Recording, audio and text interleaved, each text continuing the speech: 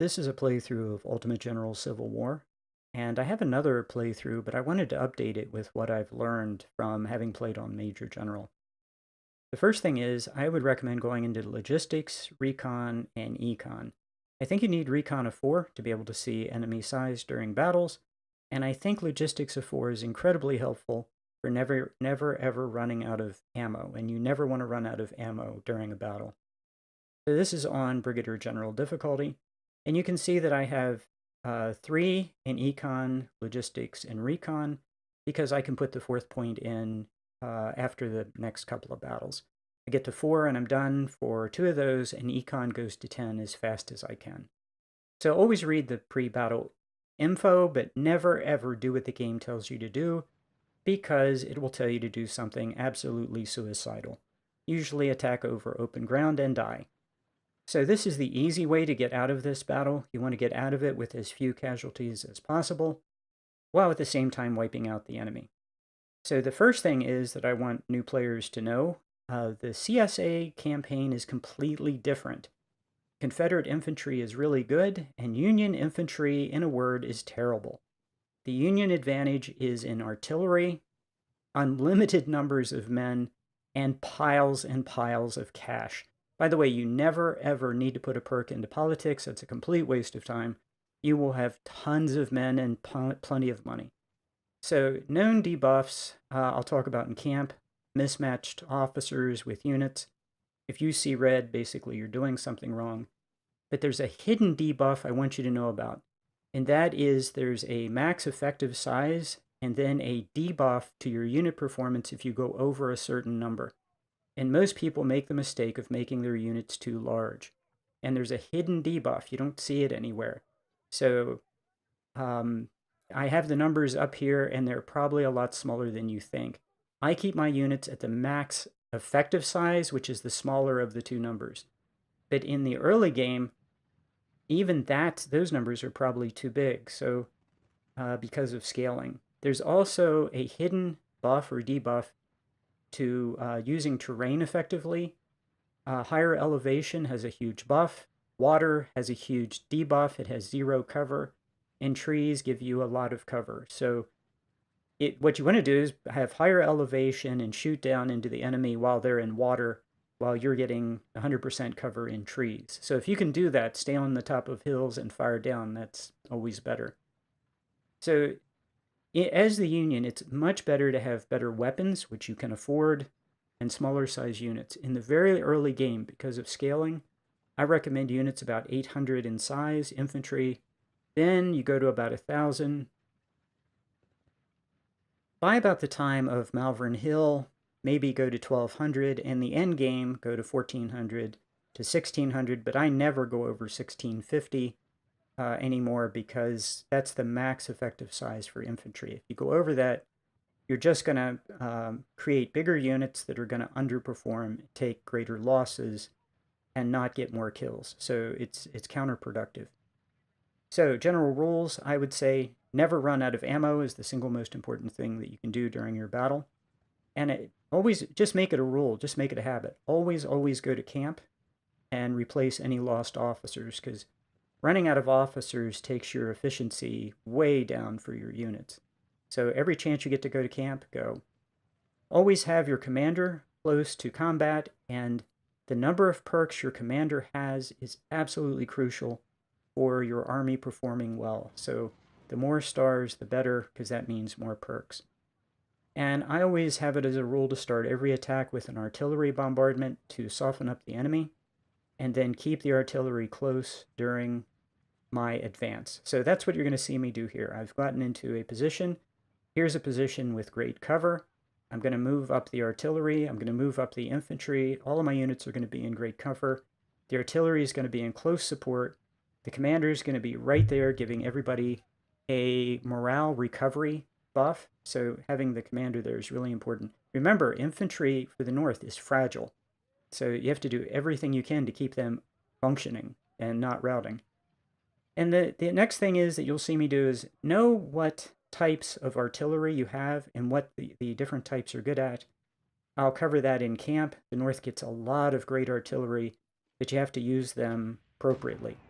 So the previous part was sped up a bit. This is at normal speed, and I'm going to move the supply wagons up. I'm going to move the commander up to support the attack to keep morale high. Let the artillery do its thing. He's going to respond to this by sending an infantry unit right out in the open. That's great. And that unit's going to turn its flank. I like to detach skirmishers anytime I see the enemy, and going to initiate this with skirmishers. The AI, by the way, hates skirmishers and will lose its mind when it sees these detached skirmishers. That's almost guaranteed. The AI will charge into skirmishers instantly, which is great, because now he's in canister range. I have 2 infantry and a skirmisher unit who are now going to tear this guy apart. And my artillery is going to fire canister into this guy, and this is going to be over very quickly.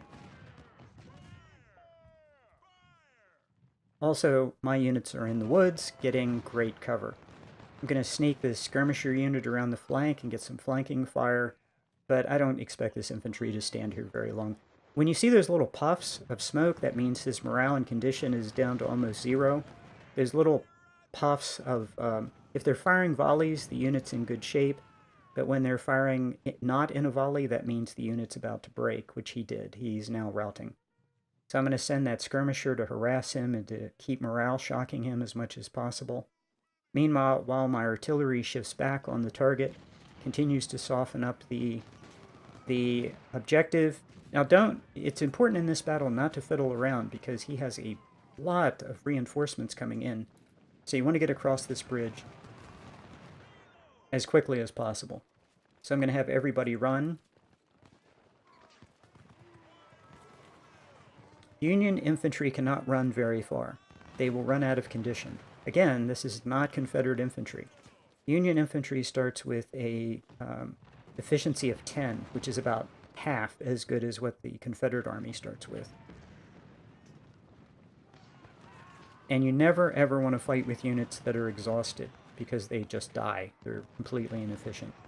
But I can have them run a short distance. So I'm going to have them run up and get on the edge of the water and fire into this guy. And 6-pounders, I know, have no range at all, so I got them started instantly to get up and fire into the enemy. Hopefully I can hit him with some canister, do some good work. My skirmisher on the right is just keeping that guy on the right busy. But he's morale shocking him, so that unit on the right is going to, rout. And as soon as this guy in the fortification routes, which he's doing right now, I hit pause and get everybody running across the water. I'm leading with detached skirmishers because on that bridge, you have 0 cover. So if the enemy's going to fire artillery, which he is probably going to do, or skirmishers are firing at me right now, I want my detached skirmishers to take the hit and not my packed ranks of infantry, because that would really hurt. Keep my commander close, get the artillery across the water where they can fire canister into the enemy, and yeah, everybody's moving. That skirmisher unit the enemy has cannot stand against an assault, so he's going to fall back. And I need to get my cav moving too. So I hit pause to make sure I have everybody moving. I don't forget anybody. And these guys are doing great over here. Actually, his infantry unit is down to about nothing, so that's great. But I'm not really interested in that infantry unit. I'm interested in getting the victory location before the enemy's reinforcements come in. So if I do, this is going to be really easy. So yeah, there's a wall of detached skirmishers. And what I like to do is I like to lead with the detached skirmishers. The enemy will fire into the detached skirmishers, and that keeps my losses down. And then my infantry fires into his units and does much more damage. So yeah, everything's going absolutely great. When my detached skirmishers take some losses, I have them fold back into the parent unit and then detach some more detached skirmishers as I need them. So yeah, his artillery just fired, and that canister hit my detached skirmisher, which is absolutely great. I hopefully morale shock that artillery unit. He starts to fall back. yeah, this is great. Get my cav, get my artillery firing, and get my cav out on the enemy flank to harass the flanks of that infantry unit. And that's going to actually work really well. So yeah, my 10-pounder I kept on the other side of the water because he can keep firing and being effective. But the 6-pounder moved up right away because the 6-pounder has no range at all. So have to keep the 6-pounders close to the action. And the 6-pounder is pretty close. 6-pounder can be effective. If it was on the other side of the water, it would be completely ineffective.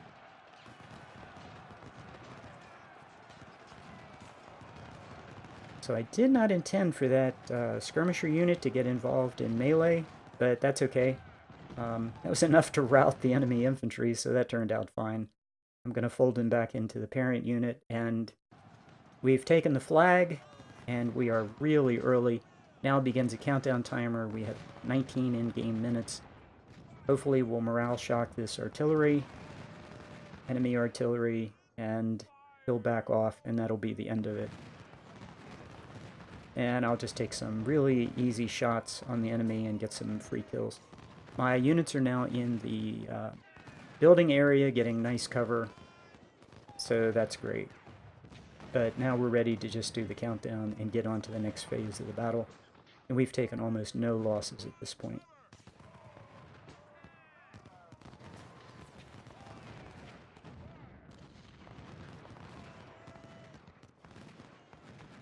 Yep, and there the enemy artillery is routing. Now he actually is going to have a very large force come onto the battlefield, but I'm real sure we took this in plenty of time to avoid a counterattack.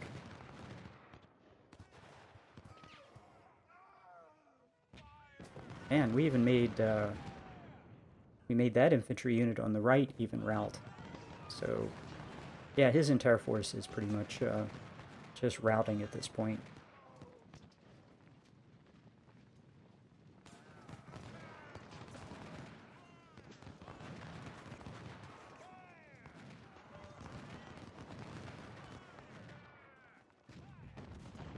When units run out of ammo, they fire at 1/3 speed, and that's just generally bad news.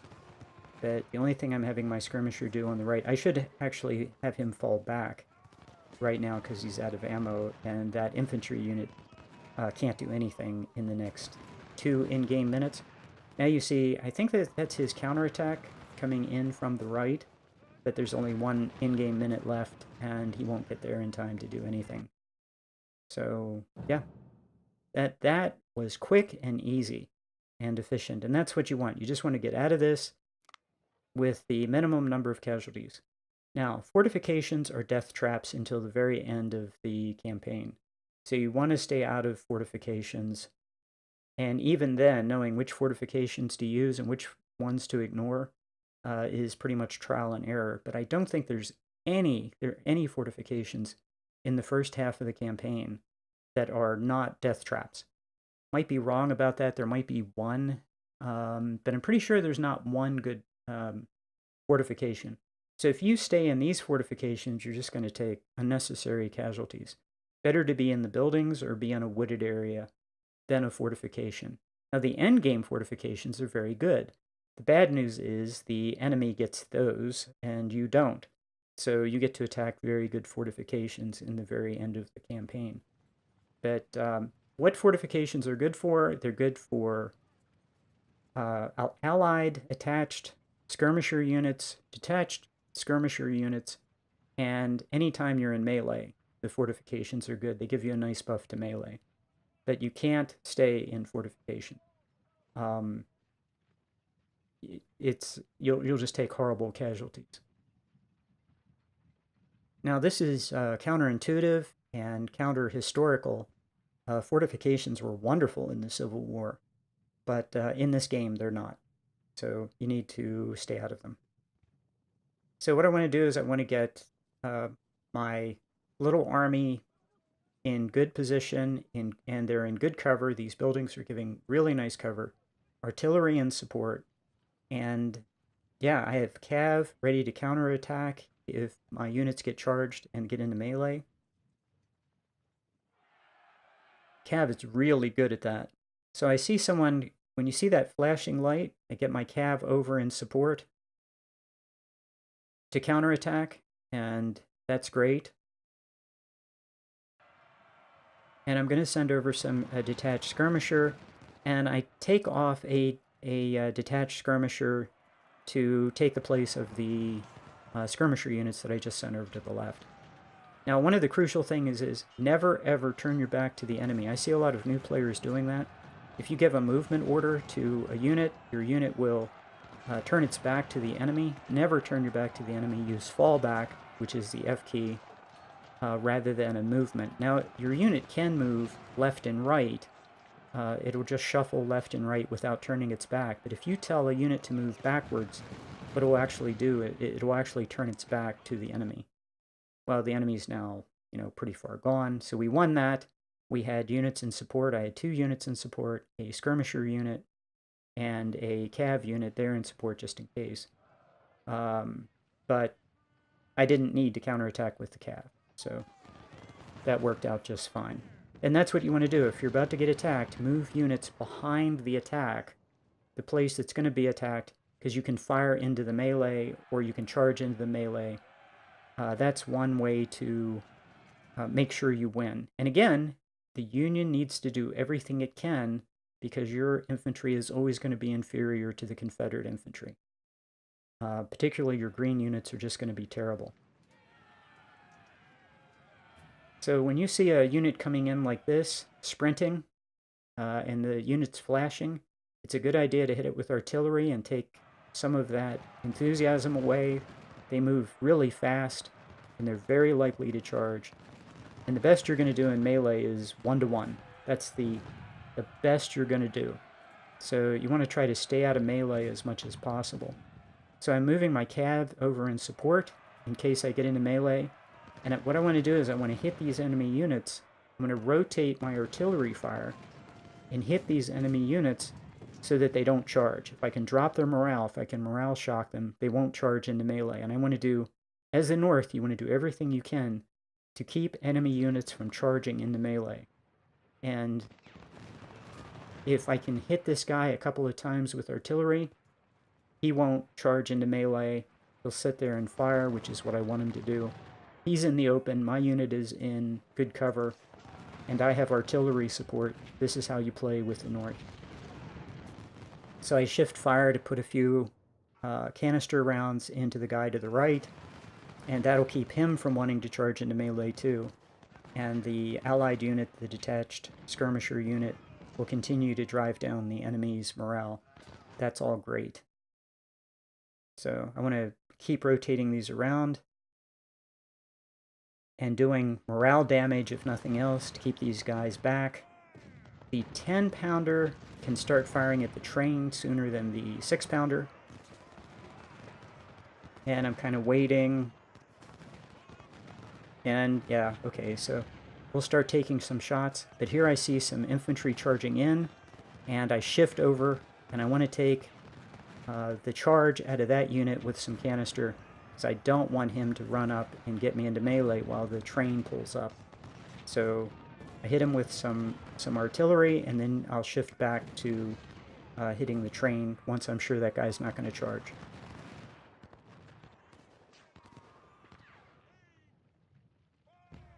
But right now I'm keeping an eye out to see if anybody starts rushing toward my line, because I don't want my guys to get into melee right now. If my guys get into melee and that train has really, really good artillery, fires canister into the melee, it's going to be really bad for my army. My army's going to break, and I might not even be able to hold the town.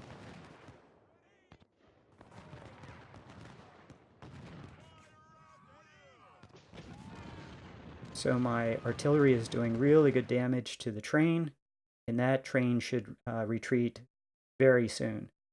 So on Brigadier General, you don't have to run these guys, the reinforcements up.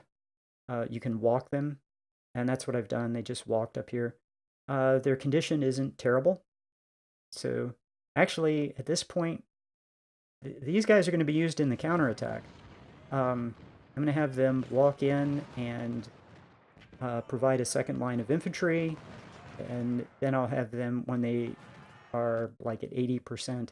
Again, you never ever fight people who are exhausted. At about 20%, you want to take them out of the line. These guys are not tired though, they should be fine. I just shifted artillery. I see a unit sprinting in. The train's leaving, so both my artillery can get back to taking the morale down and the condition down of the enemy. So I'm shifting everybody to attack this guy who's sprinting in, and hopefully keep him out of melee, while the allied infantry comes up in support. And everything's going really well. Okay, this guy's coming in, so I want to hit him with canister. Now, one of the things you can do, I'm going to zoom in. One of the things you can do is hit the fallback key, not move backwards, but the fallback key, and the AI will pause and kind of calculate what it needs to do next. And I'm also moving Cav in support for a quick counterattack in case we get into melee. Now he has a second unit coming in. I need to hit that guy with something. Looks like the first unit is going to get hit by artillery and my infantry on the left, and that has convinced him not to charge, but the guy on the right is coming. So the guy on the left's already broken. I need everybody now to shift fire to the guy on the right. So I'm going to make sure everybody's hitting the guy on the right who's coming in for the charge. He looks really fresh. I've hit very slow. I hit fallback again. Trying to stay out of melee, but I think I'm going to get into melee. Hit fallback again. I think I'm in melee at this point, but I'm actually not, to my surprise. The enemy is right there. It's like just a hair from melee. And I'm going to hit him now with 2 artillery, 2 infantry, a skirmisher unit. The commander's there giving a buff to my unit if we get into melee. And I'm going to hit him with a cav charge. So I really want the detached skirmisher to hit that unit. I've already sent the cav in for the charge. My infantry got out of there just before he got hit, so I don't want him to fall back anymore.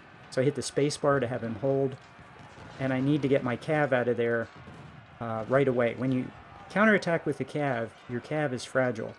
You want to hit and then get out. You don't want to stand there and fight.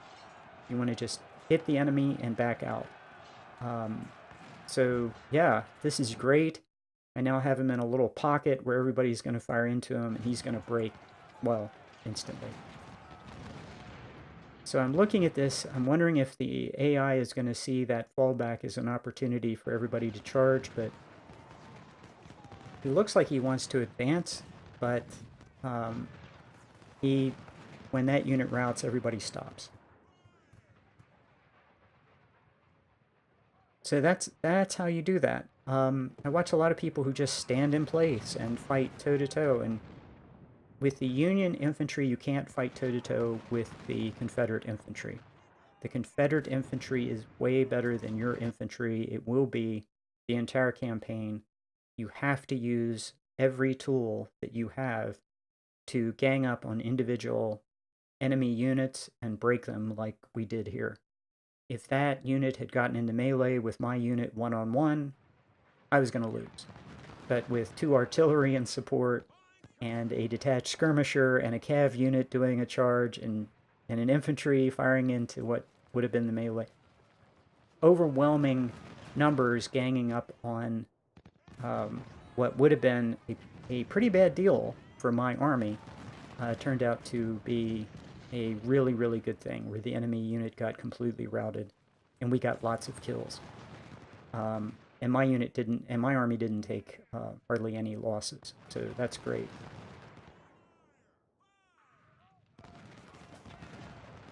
So we have anytime you see a supply symbol like that, you can put the cursor over that and see how much supply you have. I want my army to draw supply from the supply source. That's why my ammo wagon is not here. Normally my ammo wagon would be close. But anything I don't spend, I get to keep, gets to roll over. Anything I capture, supply wagon, if I capture the enemy supply wagon, that is added to my cash pool. You get cash for every supply wagon.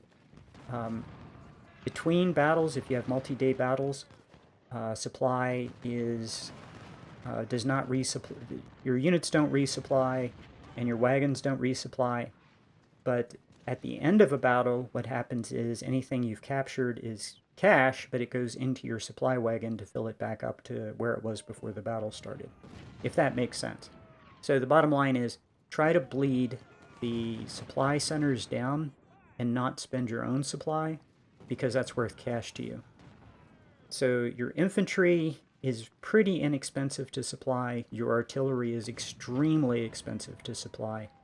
But again, for the North, that's your weapon, is your much better artillery, and I'll go over in camp what that means to your campaign and how you use that. So for the North, it's great weapons, huge numbers of manpower. Even in brigadier general level, I finished the campaign with about 100,000 men in my manpower pool. So yeah, you get plenty of men, you get tons of cash, you can buy great weapons, and that's how you dominate in this campaign. So what I'm about to show you is I get about 7.5 to 1 in the early part of the campaign. I'm going to show you that up through Malvern Hill. After Malvern Hill, the Union campaign is very easy. So the trick is getting through Malvern Hill. I get about 7.5 to 1. Rendezvous, which is right before the two tough battles, I get 20 to 1. And then Gaines's Mill and Malvern Hill, I get 10 to 1. And average through the entire early campaign, about 7.5 to 1. So after Malvern Hill, you should get about 10 to 1, would be my guess. If you know if you understand the mechanics of Ultimate General Civil War. If you don't, you'll probably get about 2 to 1. So maybe 3 to 1 if you're lucky. So what does that mean? Well, on Major General, which is much harder than Brigadier General, I lost just over 100,000 men in the entire campaign and killed over 800,000 of the enemy. So on Brigadier General, you should be able to do better than that. The enemy is not as deadly and not as capable of inflicting casualties on you at the Brigadier General level. And if you understand the underlying hidden mechanics of Ultimate General, you should be able to keep your casualties way down, which means you don't have to buy that many veterans and you don't have to buy that many weapons, and you can build a very powerful army. You just won't take the losses. And that's the whole trick, is to kill lots of the enemy and not take a lot of losses in combat. And I'm going to show you how to do that. And yeah, I'm checking my units to see how much condition they have. The reinforcements have come up. And as soon as they are, kind of have good condition, I have everybody attack, and here's where we kind of end up. And this is pretty hopeless for the enemy. And yeah, I'll just fast forward. I lost less than 800, and the enemy lost about 4,000. So yeah, it's a good day. And yeah, that's great. And my units, it's Walton and Loomis, who go over to and the 2 artillery units go into camp. I lose everybody else, they disappear. And they did well, and I didn't lose any of my 4 starting officers, which is terrific. And I'm always curious what perk my commander gets. And yeah, first thing you always want to do, by the way, is save, because you're always going to change your mind. Always save as soon as you come over here. And yep, that's fine. I'm happy with that perk on Brigadier General. In fact, that's my favorite perk.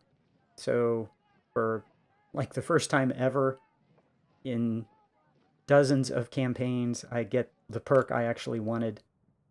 Yeah, you should get the perk you want 1/3 of the time, but it doesn't work that way. So I have to put a perk into Army Organization, because that's just how it works the first couple battles.